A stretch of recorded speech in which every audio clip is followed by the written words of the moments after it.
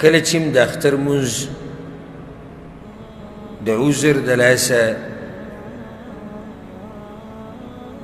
ونه کړی شي په عیدګاه کې او په جوماتونو کې لکه څنګه چې تېر شوي اختر کې داسې شوي دلته او په ډېرو ملکونو کې، نو په داسې وخت کې بیا دا سړی معذوره دی. د عذر د لاسه چې کله دا مونځ ونه کړی شي په جوماتونو کې او په عیدګاه کې، نو په کور کې د دې کول روا دي. او دا بیا داسې دی لکه د یو سړي نه چې د اختر مونځ پاتې شي او کور کې کوي، نو د اختر د منځه قضا شتي.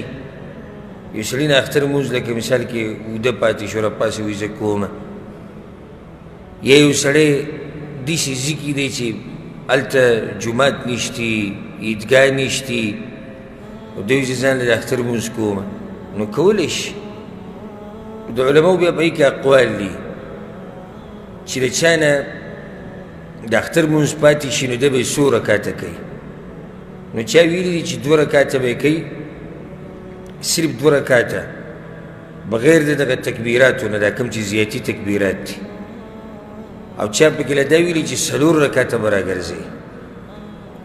ولې وایي د جمعې مونځ چې دنه پاتې شي بیا ته 4 رکاته کوي.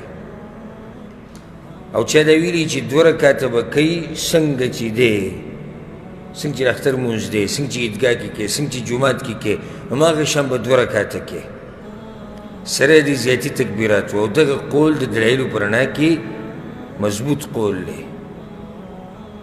نو چې یو سړی په کور کې په دې ورځو کې او د ده سره ملګري یا د ده د خپله فیملي چې کومه ده، کوم د ده اهل و عیال دي، هغه د ځان سره ودرئ او اختر مونځ کوي، نو دا جایز دی. او په دغه طریقه باندې به یې کوي، په کومه طریقه باندې چې په عیدګاه کې او په جومات کې کېږي، بغیر د خطبې نه. خطبې ته پکې بیا ضرورت نشته.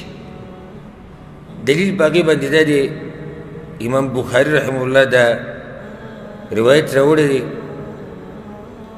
وی انس ابن مالک رضی الله عنه بخپل غلام ته امر کو، نو هغه به یې ور مخکې کو، بیا به خپل اهل او زامن دا ټول به یې راجمع کړو او د اختر مونځ به یې کوو، او د خپل غلام به یې ور مخکې کو، هغه به مونځ وکړو، خطبه به یې پکې نه کوله.